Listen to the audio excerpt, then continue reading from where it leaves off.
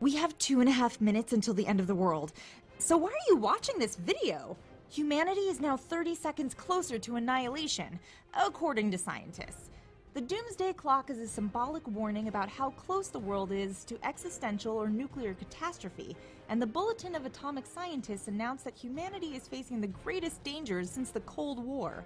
The minute hand is now 2.5 minutes to midnight, when the world ends. Climate change, nuclear threats, and other emerging dangers, such as fake news and cyber terrorism, factor into where scientists set the clock. Our safest time was 1991, when we had a whole 17 minutes until destruction. The closest we've come to our theoretical destruction came in 1953, when both the US and the Soviet Union tested their first thermonuclear weapons. The only time in 64 years it's been closer than it is now. Scientists confirm that Vladimir Putin and Donald Trump's loose nuclear rhetoric played a part, as well as the new administration's stance on global warming. Luckily, the clock is hypothetical, and there is still time to do something about it. The Doomsday Clock is now 30 seconds closer to midnight, putting the planet 2.5 symbolic minutes away from annihilation. One of the reasons the Chicago-based Bulletin of the Atomic Scientists set the clock closer to catastrophe is President Trump's statements on social media, and that is to say that he wants to expand America's nuclear arsenal, inciting fears of a new arms race. So could the world end with a bang brought on by a tweet? Here to talk about the ticking clock is Rachel Bronson, Executive Director and Publisher of the Bulletin of the Atomic Scientists. Welcome back to Chicago Tonight. Quick reminder, what is the Doomsday Clock?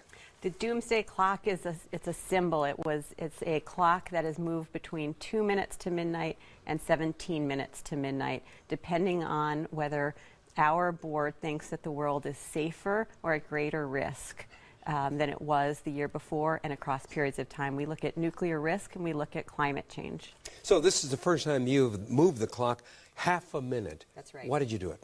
So in the past, we've always moved it in increments of full minutes. This year, we were very concerned about two things. One was a real recklessness around rhetoric of nuclear stability and issues of nuclear might, as well as a disregard for expertise. So we were very mindful that actions speak louder than words. We usually move it a minute because of that, but we're concerned about statements and disregard of expertise. Well, let's take a look at a couple of tweets that President Trump has issued.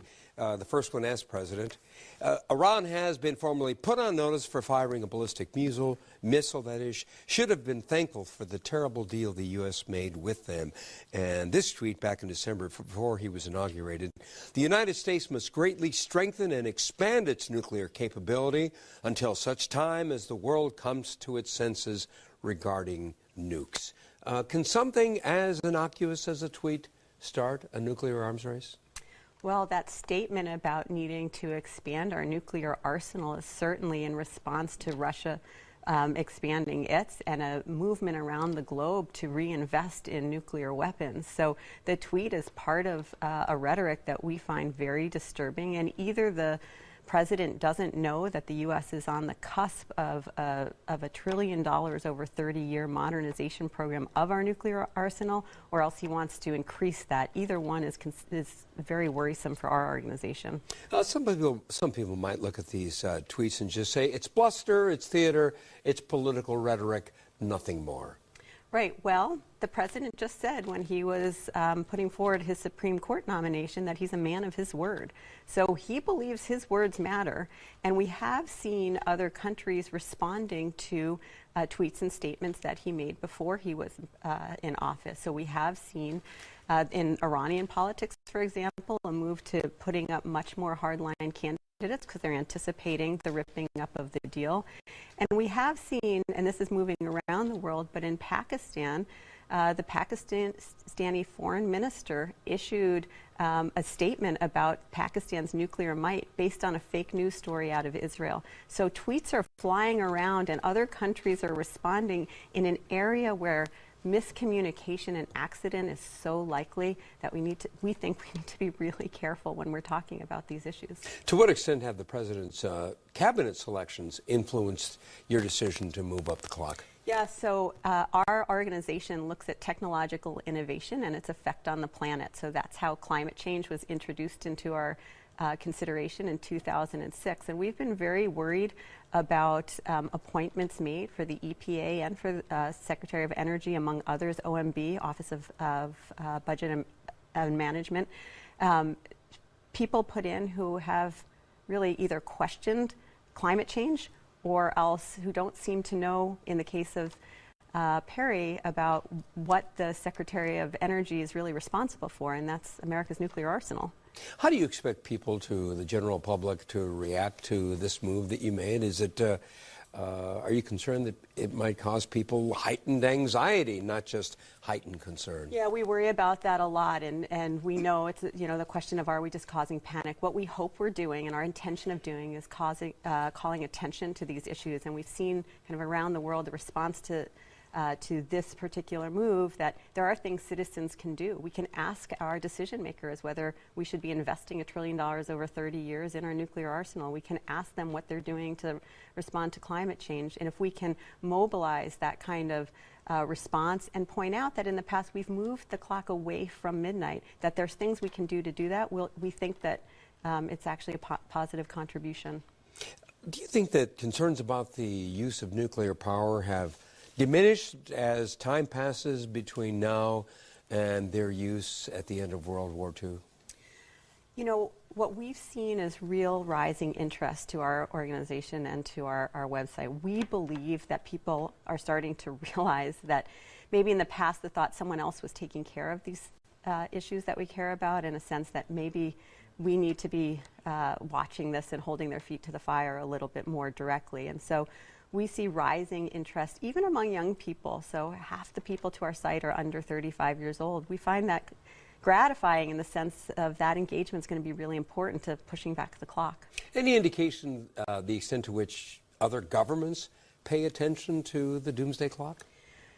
To the extent we know that throughout the world, people do frame questions to their leaders in terms of the doomsday clock. We've seen it on the floor of the Scottish Parliament, we've seen it at the UN, and we've seen it in articles written all around the world, so, that people will frame a conversation to the extent to which people ask, or reporters write and say, it's 2.5 minutes, what are you doing to move it back? That's the way we see the clock being used positively.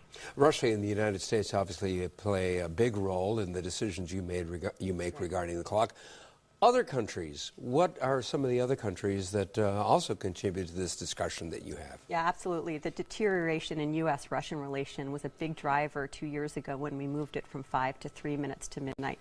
But we look very closely at the investments being made around the world. Pakistan its arsenal growing faster than any other country around the world. North Korea and its tests and repeated threats around that, very disconcerting. The way the Russians include nuclear weapons in their battle plans, the investments the Chinese are making, all of those were a big contributor of moving from 5 to 3 minutes to midnight 2 years ago.